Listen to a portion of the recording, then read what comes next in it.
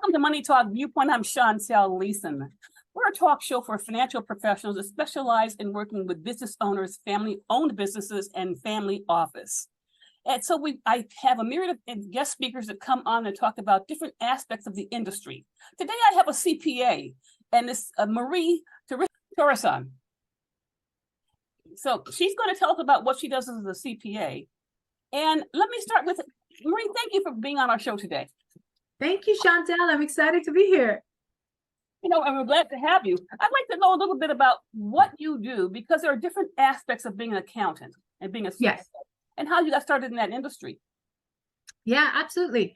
So, just like every other accountant or CPA, I went to college. I went to Florida International University, got my bachelor's and master's in accounting, and then I set for the CPA exam, which has 4 parts. But it's something that most people don't know, and most business owners don't know, is that as a CPA, you have different avenues. Just like a doctor would eventually choose an area of expertise, as a CPA, you might be focused on financial audits, which is the assurance services. You could be in forensics, which requires a little bit more, specified certification. There's also tax, which is most what people think is every CPA is doing taxes, which is not actually true. And of course, there's also CPAs that may have transitioned from public accounting to private accounting, and they usually become controllers and CFOs of, major companies. Well, let me ask you, how do you stay competitive in your industry, and what do you do that differentiates what you do from your competitors? That's a great question, Chantel. So when I launched my firm, and again, I started my career as a financial auditor, and then I went into private accounting, became a controller, then a CFO. So when I left the private practice to go start my own business, it was actually very difficult to differentiate myself. I wanted to do outsourced CFO services, which most business owners did not even understand what I was saying, because they are small businesses and they haven't had that experience of having a CFO guide the next steps of their business, doing the financial analysis and guiding them through a forecast. So that was very, very hard. And marketing was not something I knew how to do. And in college, we're learning about the technical specific accounting. We go into becoming a financial auditor. It was, again, very technical. We are doing the work versus actually promoting or talking about what we do. So marketing was not my forte, but over time, I found a few people that kind of guided me through it, and then eventually found my mentor, who really helped me expand my whole idea of what it is to be to build a brand, right, and really stand out as who you are and what you do. And to me, that was a big, a wake-up call, which I never even knew. So what I do is I focus on building relationships. That's always been that's what I'm, it's important to me. So I like building relationships with people. So when I do work for a client, I want them to see me that main resource that they can reach out to. So whether I have the answer or I have to bring someone else on the table to get that answer the question resolved, I want them to see me that resource. I want to something is off, I'm going to call Marie. I need insurance, I'm going to call Marie. I need, taxes, I'm going to call Marie. So I want that to be that main person, that strategic partner. And that's how I try to differentiate myself. I like that you work with a team, because that's what I do. I do it as a family office, which we're going to talk about that with you a little bit later. Yeah. But I find that teamwork to me is the most effective way to build good relationship with the client and to provide the best quality service. Because I work in the financial services industry. I started in institutional, actually, which is where I started in New York. I used to be the back office person. We're talking a generation ago practically now. I did what's called bond accruals in those days. And then I went from that to being an analyst. I used to chart stock. Oh my God, I'm going to say the truth now. I started stocks with pencil and graph paper. So this is before computers. But like you, over time, I moved to another part of the industry. I went on from that, and I was in out west. I was out in California, and I worked initial public offerings, and I was part of the underwriting team for that. But when I ran my own practice, one of the things I found is that when you work with other people, clients value that because they know they're really getting good advice. They have to trust the people you're referring to you. Let me go to another step. I want to ask you now, you have to have a good online presence. How do you build an online presence, particularly as a small business owner? Oh, that's such a great question. And this was quite a journey for me as well, because I launched my firm in 2020. 2020, so basically COVID shutdown happened, but I think in March, time frame. So there was really nothing happening for a very long time. So I used that time to learn how to market and build that brand and build that social presence. So for small businesses, however small they are, even if they're like making 250,000, 300,000, a million, doesn't matter. They all have to have a social presence, because right now having just a website alone is not enough, because that's like a storefront and that's it. It's just informational. But then you want to be able to engage with people, so you have to go on social media, and you might be picky on which one to be, but you want to have that social presence of having a Facebook page, maybe an Instagram account, a Twitter account, depending on what business you're in. You want to be able to start connecting with people, and that's what it's there for. You want to connect as you, the business owner, and the business itself. So it takes time. And I know one of the things that happened to me is when I was starting out, I would look at, for example, other accounts, and I would see millions and millions of followers. But one of the key things that I learned from my mentor is that, sometimes some of those are built over time, right? So you have to give yourself grace. It's not going to happen overnight. And the second one is that some people do it by purchasing, or robots basically doing it. So for small business owners, I would say take one social media account at a time and start posting something, that stands out, that could teach, could help people, and then build that engagement and the following, organically. And don't worry about what other people they are doing, where they have achieved, because you don't know when they started. I think that's a very important point, because when you're a small business trying to get started and you're trying to get yourself a presence online, it's easy to flip around and check to see what other people are doing. And everybody's giving you advice, and some of that advice is really not the most effective. It sounds good. And yes, and another thing is that because we are in a service business, what may be effective for someone who's selling lipstick or dancing or whatever may not be effective for someone in a more serious conservative industry, such as what you're doing. Absolutely, Chantel. I'm glad you brought that up. And for example, in a retail or product-based company, it's easier to visually showcase. Here, for example, here's a beautiful mug, it says love, love is the answer, like you can showcase this, you can drink it, you can make a video, like there's just so much more you can do with it. When it comes to a serious CPA business, or like a business like yours, where we're talking about financial numbers, I can take out and showcase somebody's stuff. All I can do is provide the information in a general setting, giving examples in a high level way, and connect in the sense that building that trust, right? That I know what I'm talking about, right? So for us, it's very different than someone who's selling products. So that was a big time like shift. It took me so long to figure it out. But that's what I focus on right now, is delivering content that builds trust with whoever's engaging with that content. And the other thing I want to add to that is that not only the trust, is also knowledge and skill, because there are a lot of people that talk about how they trade securities or how they match their numbers for their taxes. But when we're talking about serious business, I like to have people on my show like you that are knowledgeable, because clients are out there looking for someone that can help them make decisions, financial decisions, investment decisions, tax decisions. And there's so many people out there. They found something online to how to do it.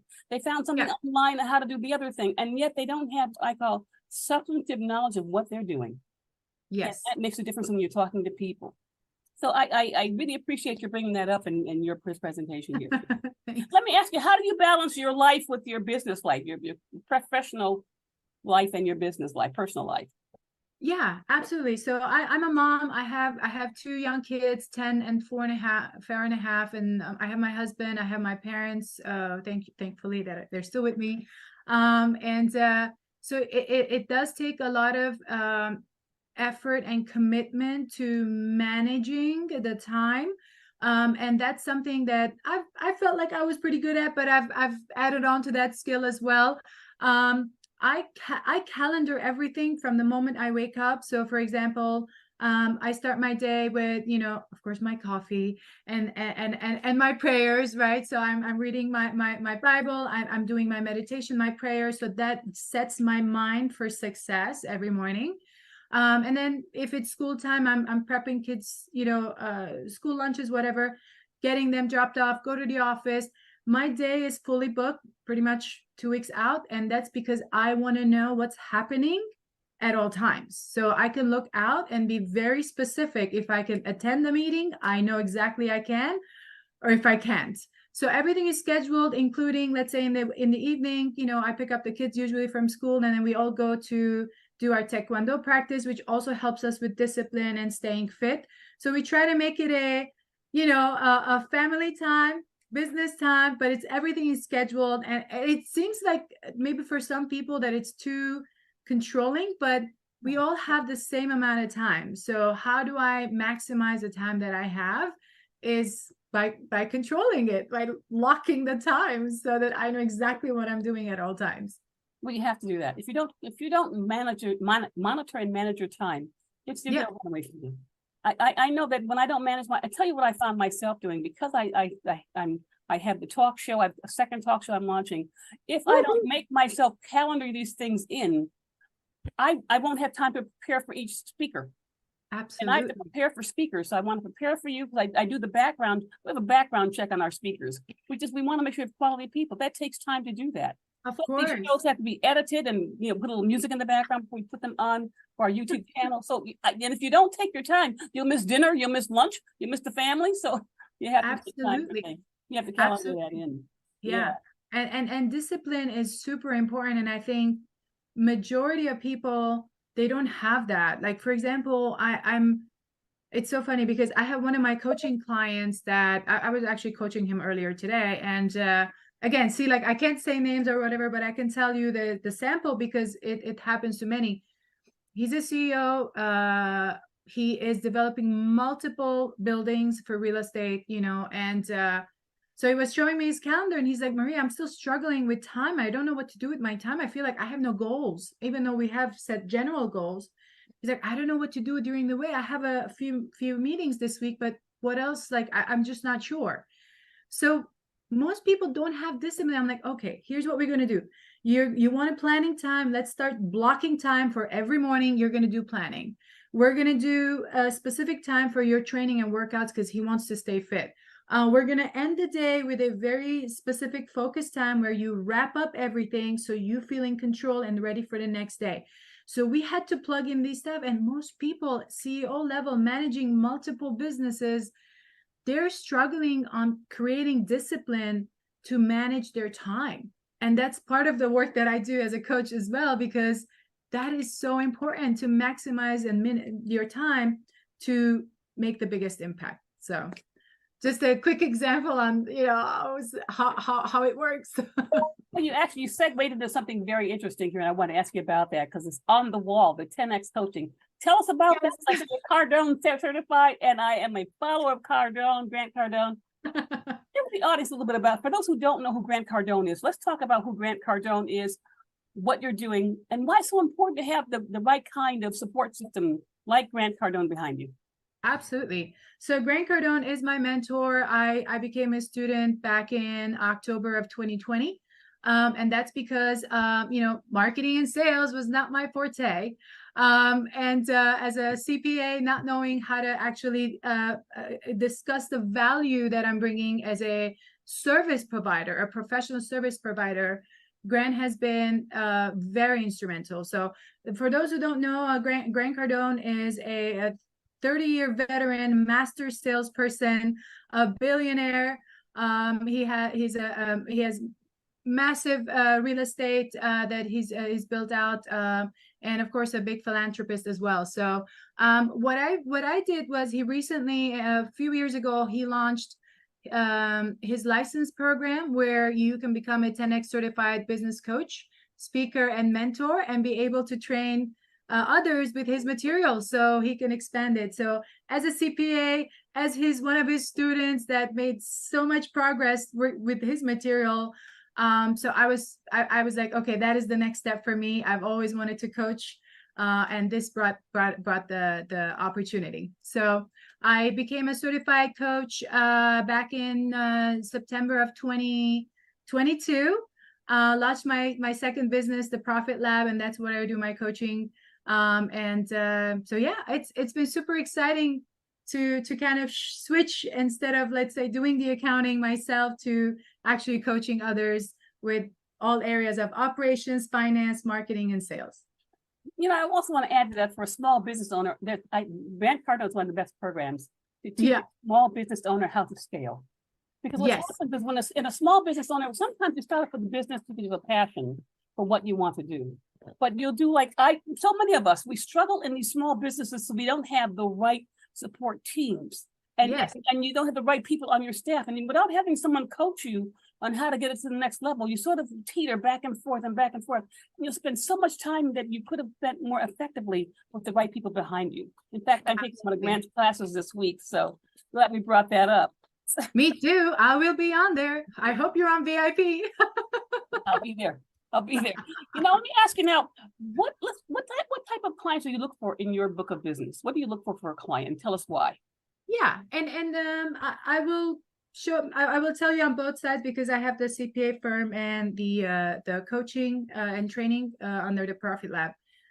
So for most of the CPA work, we do a variety of the bookkeeping, accounting, but one of the current clients that we are looking for is to be able to launch our Valuation MT platform, which is going to really focus on building businesses, scaling businesses, from those that have reached their 2 million, they're kind of stuck there, and they want to grow to the next level. So what we will use is a combination of valuation software, valuation estimates, making sure everything is looking accurate, build out a strategic plan so that we can guide them through the next steps and the next steps. So it's a very different program that I'm launching as part of my CPA firm, a brand new service. For coaching clients, we can coach anyone that hasn't even started a business to those who have already started. And that the coaching is very different, of course, because we're providing a lot of coaching and accountability and guidance and skills versus like a consultant, which will probably come in and do the work, right? So two different types of businesses, but two different types of services. I think that's very important too, particularly for women. Yeah. A lot of times women, and I would say it's for women a lot, because a lot of times when women get advice, they're getting it for other women who may not have professional backgrounds. Your girlfriend that you were in your sorority with, who became a homemaker when she got out of college, is not going to be able to give you good business strategic background. Or your girlfriend who's a gymnast, has a gym class, may not have the same kind of selling module or make the same clientele that you're looking for if you're looking as a CPA or as a financial advisor or as an attorney. All different models. So you want to work with the right people, and having the right coach behind you, which is what you're doing now as a coach, can make a difference in how your business grows. Absolutely. Absolutely, Chantel. Well, what's your call? How do people reach out? Then I'm sure there are people saying, well, how do I find Marie? How do they find you? How do they reach out to you? Yeah, well, easiest way is to call my number, 786-693-2208. You can also reach out to me via email, marietorossiancpa.com. Marie, I'm so glad I've had you on the show today. And I want to ask this of you, because in September, I'm putting together a panel discussion. Sure. And I have a series of women. I have you as a CPA. I have an attorney coming on. I have another woman who specializes in trust liability. Awesome. Family office. And I'm talking to all of you to get you together. I want to do a panel discussion of women. Because up until this point, up until about a month ago, all I ever had were men on my show.